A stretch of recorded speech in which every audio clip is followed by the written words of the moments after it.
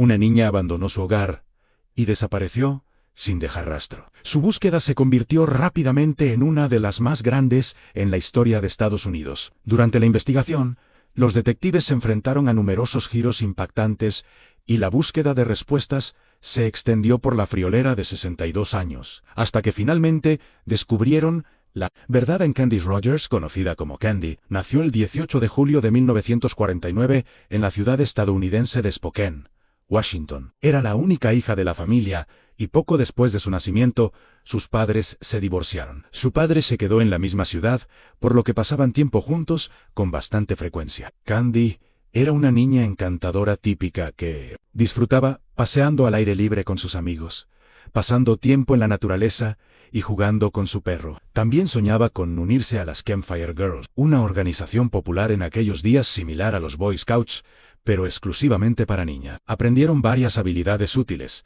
hicieron caminatas y disfrutaron de su tiempo juntas. Como grupo, en 1959, cuando Candy tenía 9 años, finalmente tuvo la oportunidad de unirse a esta organización y estaba emocionada con eso. Una de las responsabilidades de las Campfire Girls era vender menta. La organización les proporcionaba cajas de dulces y también tenían que ir a la puerta a ofrecerlos. Los residentes a comprarles dulces. El viernes 6 de marzo se suponía que harían esto. Después de la escuela regresó a casa, cenó, jugó con su perro y alrededor de las 4 de la tarde tomó alrededor de 8 cajas de mentas y se dirigió a la salida de dulces planeado. Caminar por las calles cercanas y ofrecer dulces a sus vecinos. Se suponía que otras niñas también visitarían casas en esta área, pero tenían calles preasignadas para evitar superponerse y ofrecer dulces a las mismas personas. Unas horas más tarde, su madre comenzó a preocuparse porque Candy todavía no había regresado. Se suponía que debía estar en casa a las 6 de la tarde. Pero ella claramente se retrasó con la caída de la oscuridad. Su madre decidió salir a buscar, acompañada del abuelo de Candy. Caminaron por las calles de su vecindario. Pero Candy no estaba por ningún lado pronto. Algunos amigos de la familia y vecinos se unieron a la búsqueda, queriendo ayudar, pero a pesar de sus esfuerzos, no pudieron encontrar ningún rastro de dulces, por lo que su madre decidió llamar a la policía. Para ese momento las calles ya se habían oscurecido y cada vez era más claro que algo malo le pudo haber pasado a Candy. La policía rápidamente se unió a la búsqueda, comenzando por interrogar a todos los vecinos pronto. Descubrieron que Candy solo había vendido una caja de mentas. Esto indicaba que algo le pudo haber pasado. Poco después de salir de casa, pero un residente afirmó haber visto a la niña en una calle cercana, alrededor de las 6:30 de la tarde. Esto fue raro, porque para ese entonces la mamá de Candy ya estaba buscándola. El abuelo de Candy también compartió extrañas observaciones cuando fue en busca de su nieta y llegó a la misma calle mencionada por el testigo que vio a la niña. Casi es atropellado por un auto que iba a toda velocidad, que incluso golpeó la acera. Desafortunadamente, no vio la matrícula, pero recordó que era un Ford verde de 1953. La policía distribuyó una descripción del auto, pero no pudo rastrearlo. Alrededor de las 9:00 de la tarde, descubrieron varias cajas de mentas esparcidas a lo largo de la carretera, cerca de un puente. Estaba claro que estas cajas pertenecían a Candy, lo que aumentó la preocupación general. La policía centró su búsqueda en esta zona, peinando ambas riberas del río, junto con una pequeña zona boscosa a cada lado. Recorrieron el área toda la noche, pero no pudieron localizar a Candy por la mañana. La noticia de la desaparición de Candy se difundió por los periódicos locales y pronto los medios estatales comenzaron a cubrir el caso. En 1959, las desapariciones de niños cerca de sus hogares eran inusuales porque ocurrían muy raramente. Los residentes del pueblo de Candy no se habían enfrentado a un caso así en muchos años, dejándolos profundamente perturbados. Temprano al día siguiente, la policía intensificó sus esfuerzos, desplegando más oficiales, vehículos, todoterreno de la policía montada e incluso personal militar que escaneaba el terreno desde helicópteros se unieron a la búsqueda. Además, una gran cantidad de voluntarios, tanto de la ciudad como de las áreas cercanas, se unieron a los esfuerzos de búsqueda. En total, más de 1000 personas participaron en la búsqueda, lo que la convirtió en una de las más extensas en la historia del país. En ese momento, el área de búsqueda se extendió a 11.000 las alrededor de la casa de la niña, pero aún así no pudieron encontrarla. El mismo día, otro evento trágico. Se desplegó un helicóptero involucrado en la búsqueda recortado. Las líneas eléctricas se estrellaron y resultaron en la pérdida de 3 de los 5 miembros de la tripulación. Los esfuerzos de búsqueda persistieron durante muchos días sin obtener resultados. Los oficiales de policía continuaron trabajando, literalmente, las 24 horas en varios turnos, haciendo todo lo posible para localizar a Kendi. Los investigadores recibieron aproximadamente 750 pistas en los días iniciales de la búsqueda revisando Giligenchimenchi, cada una, pero todas condujeron a callejones sin salida. 15 días después, 2 miembros militares de la base local fueron al bosque al oeste de Spokane en un viaje de caza. Allí notaron zapatos de niños en el suelo. Recordando de inmediato la desaparición de Kendi, muchos miembros militares habían estado involucrados en la búsqueda, por lo que todos estaban al tanto del caso. Informaron esto a Discovery, a la policía, quien mostró los zapatos al abuelo de Kendi. Confirmó que los zapatos pertenecían a su nieta. La policía se dirigió al bosque para la búsqueda en cuestión de minutos. Uno de los oficiales vio un pie que sobresalía de los arbustos y encontró el cuerpo de la niña. Yacía entre la maleza, cubierta de ramas de pino. Los expertos médicos determinaron que la causa de la muerte fue estrangulación. El perpetrador había usado un trozo de tela rasgado de su falda para esto. Marcas en los pies de Kendi. Las manos y los pies indicaban que había sido atada, aunque no se encontraron cuerdas cerca del cuerpo. También concluyeron que la víctima había sido abusada sexualmente durante la búsqueda en la escena del crimen. La policía encontró una funda de asiento de automóvil verde cerca, pero no pudieron establecer si tenía alguna relevancia con el asesinato en la ropa de Kendi. Los oficiales notaron una pequeña mancha morada que olía a chicle, con sabor a uva. Pero una vez más, no pudieron establecer ninguna conexión con el caso al carecer de pistas sustanciales que pudieran llevarlos al asesino. La policía intentó encontrar posibles pistas. Los investigadores examinaron las pistas entrantes y exploraron la posible participación de cientos de personas, vecinos, varios personajes sospechosos y criminales previamente convictos. Pronto centraron su atención en un hombre de 50 años llamado Alfred Braves. La razón por la que se convirtió en sospechoso fue bastante peculiar. Se quitó la vida el mismo día que se descubrió el cuerpo de Kendi. Lo hizo en su auto, no muy lejos de donde se encontraron las cajas de mentas. También vivía a solo unos cientos de metros de la casa de Kendi. Cuando la policía encontró el cuerpo de Alfred, descubrieron una cuerda y horquillas de mujer en su auto. Los investigadores obtuvieron una orden de allanamiento para su casa, donde encontraron numerosos recortes de periódico que detallaban artículos sobre crímenes sexuales contra mujeres y niñas. La policía también se enteró de que varias mujeres lo habían acusado de acoso e incluso su esposa admitió sospechar de él del asesinato de Kendi.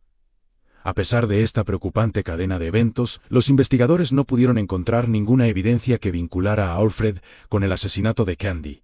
Dudaron en exonerarlo de sospecha, pero demostrar su culpabilidad parecía imposible. Los detectives indagaron en otros sospechosos, cuyo número siguió creciendo varios meses después del asesinato. Tenían una extensa lista de nombres que abarcaba varias páginas y la policía revisó diligentemente cada uno, pero cada vez no encontraban evidencia de su participación. Los investigadores posteriores tenían otro sospechoso.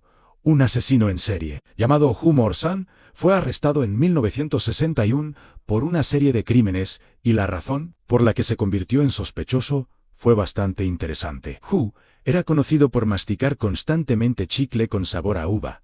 Como recordamos, se encontró una sustancia similar en la ropa de Kendi. Otra razón para sospechar de él fue que mató a 2 mujeres en Spokane. Unos meses después de la muerte de Kendi en Hu, comenzó a cometer delitos bastante temprano. Su primer arresto fue por agredir a una mujer, pero no enfrentó ninguna acusación. ¿Consecuencias reales? Simplemente fue dado de baja del ejército donde estaba sirviendo en ese momento. Más tarde cometió una serie de robos en Los Ángeles y sirvió solo 6 meses después de su liberación. Atrajo a 2 niñas de 8 años a un área aislada, prometiéndoles helados. Las agredió sexualmente y fue arrestado una vez más.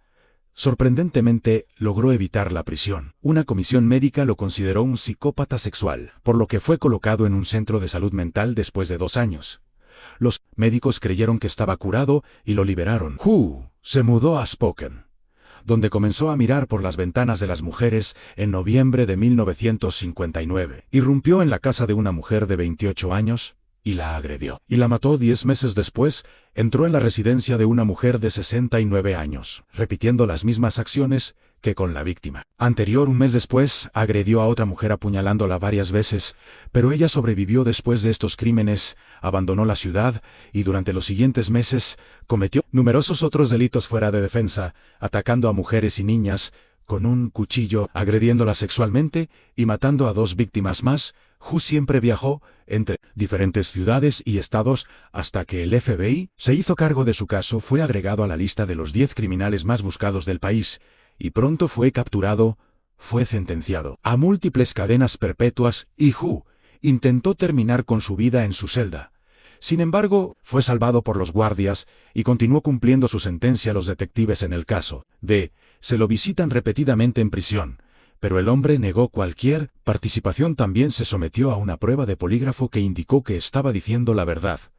Sin embargo, esta herramienta no tiene peso en la corte, debido a su cuestionable precisión considerando la biografía de Hu y el hecho de que vivía en Spokane en el momento del asesinato. Los investigadores lo vieron como su principal sospechoso, pero él continuó negando cualquier participación y la policía carecía de pruebas que lo llevaran al asesinato. Más tarde, la policía se centró en otro sospechoso, un hombre de 49 años, llamado Howard Barnett. En febrero de 1960 fue arrestado bajo sospecha de abusar sexualmente de una menor de edad. Unos días después del arresto, se quitó la vida en su celda en la estación de policía de Spokane.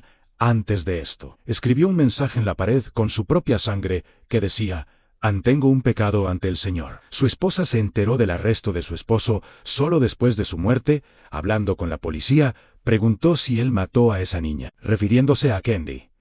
Los detectives comenzaron a investigar su posible participación, pero una vez más, no pudieron encontrar ninguna evidencia de su culpabilidad. Howard siguió siendo uno de los principales sospechosos, principalmente porque vivía en la calle de al lado de la víctima. En el transcurso de muchos años, la policía continuó sus esfuerzos en este caso, recopilando nuevas pistas y examinando a otros sospechosos. En un momento, una mujer los contactó alegando que el día que Candy desapareció, vio un automóvil verde siguiendo a la niña. Los investigadores, una vez más, centraron sus esfuerzos en localizar este vehículo específico. Sin embargo, esto no condujo a ningún resultado sustancial. Aunque fue extraño que esta mujer eligiera revelar esta información muchos años después del crimen en las décadas siguientes. Este caso fue reabierto de vez en cuando, pero los detectives siempre llegaban a un callejón sin salida. Curiosamente, no solo tuvieron que buscar nuevas pistas, sino también defenderse de confesiones falsas. En total, 13 personas confesaron el asesinato de Kendi, pero en cada caso la policía concluyó que estaban mintiendo. Estos individuos no podían proporcionar ninguna información que solo el asesino sabría. A menudo simplemente repetían detalles de los periódicos. Sorprendentemente, tales comportamientos son casos comunes y de alto perfil. Por alguna razón, las personas confiesan crímenes que no cometieron. A lo largo del tiempo, el departamento de policía vio numerosos cambios en los detectives, cada uno con la esperanza de resolver este crimen. El asesinato de Candy se destacó como uno de los casos más prominentes y misteriosos, no solo en su ciudad, sino en todo el estado. Afectó a un número significativo de personas. Antes del asesinato, los padres se sentían seguros, dejando que sus hijos jugaran afuera. Pero después de este caso, muchos reconsideraron sus puntos de vista sobre la seguridad. A principios de la década de 2000, este caso fue reabierto una vez más, y esta vez, un nuevo detective decidió usar tecnologías modernas. Afortunadamente, en 1959, la policía había recopilado y preservado diligentemente toda la evidencia, lo que permitió a los expertos encontrar una muestra de semen masculino en la ropa de Candy. Considerando que había estado almacenada durante varias décadas, examinar la muestra resultó extremadamente difícil. Pero después de amplios esfuerzos, los expertos lograron extraer un perfil de ADN. Lo subieron a la base de datos del FBI, pero desafortunadamente no hubo una sola coincidencia. Los detectives también interrogaron el perfil con muestras de numerosos sospechosos, pero ninguno de ellos resultó ser el asesino de Candy. A lo largo de todos estos años, muchos estaban convencidos de que Hugh Morris estaba detrás del crimen, sin aros. Embargo, los forenses indicaron que no tenía conexión con este asesinato. Como resultado, la investigación, una vez más, se estancó. La policía tenía una muestra de ADN de la persona que agredió sexualmente y mató a Candy.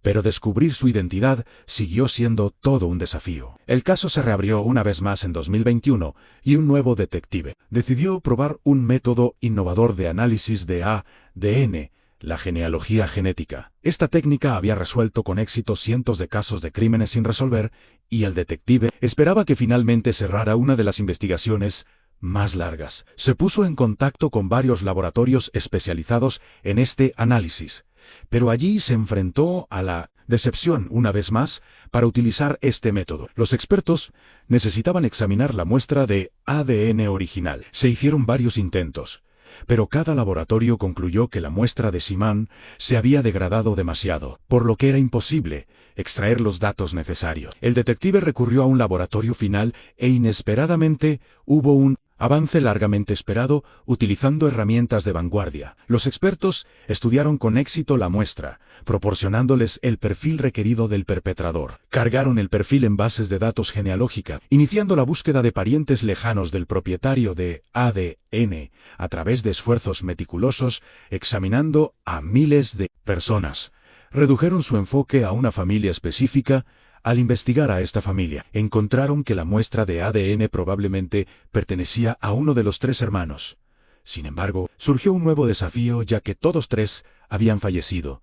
Sin embargo, los expertos y los detectives descubrieron que uno de los hermanos tenía una hija y la policía contactó a la mujer. Se sorprendió ante la posibilidad de que su padre fuera el asesino de una niña pequeña, pero sin dudarlo, aceptó ayudar. Proporcionó su propia muestra de ADN y los expertos confirmaron que estaba estrechamente relacionada con el individuo, cuya vista se encontró en la ropa de Candy.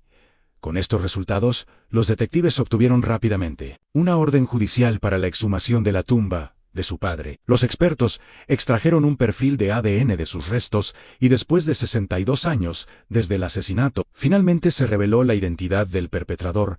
Era un hombre llamado John Hoff. El análisis reveló una coincidencia completa entre el ADN de John y la vista encontrada en la ropa de Candy, a pesar de haber tenido cientos de sospechosos a lo largo de los años. John Hoff nunca estuvo en esa lista. Al investigar su biografía, los detectives descubrieron su participación en otros delitos. En el momento del asesinato de Candy, tenía 20 años y vivía a menos de 1 milla de su casa. También sirvió en el ejército estacionado en una base cerca de donde se descubrió el cuerpo de la niña. 2 años después del asesinato, atacó a una mujer atada y la agredió sexualmente e intentó matarla, pero ella logró sobrevivir. John fue arrestado y sentenciado a solo 6 meses de prisión. También fue dado de baja, vergonzosamente, del ejército tras su liberación. John formó una familia y tuvo 4 hijos, 2 varones y 2 mujeres. Permaneció fuera del radar policial y vivió una vida aparentemente normal. John cambió de trabajo varias veces y una vez, mientras trabajaba en una planta de envasado de alimentos, sufrió una quemadura química grave en la cara que le dejó una marca duradera. Su vida llegó a su fin en junio de 1970, 11 años después del asesinato de Candy, cuando John se quitó la vida sin dejar una nota. La policía también determinó que la víctima podría haberlo conocido. Candy era amiga de su hermana, que tenía 10 años en ese momento. Todos estos años después, ella les dijo a los detectives que después del asesinato de su amiga, lloró en los brazos de su hermano sin saber que él era quien mató a Candy. Desafortunadamente, los padres de la niña no vivieron para ver el momento en que se conoció la identidad del asesino. La madre de Candy falleció en 2006 y su padre se quitó la vida en 1963.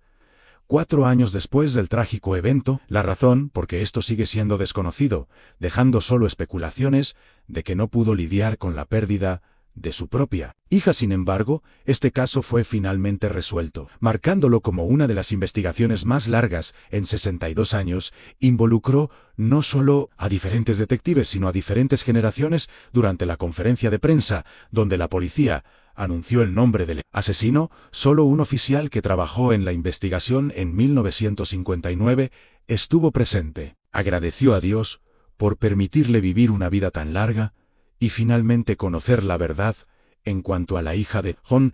Inicialmente no podía creer que su padre cometiera un crimen tan atroz.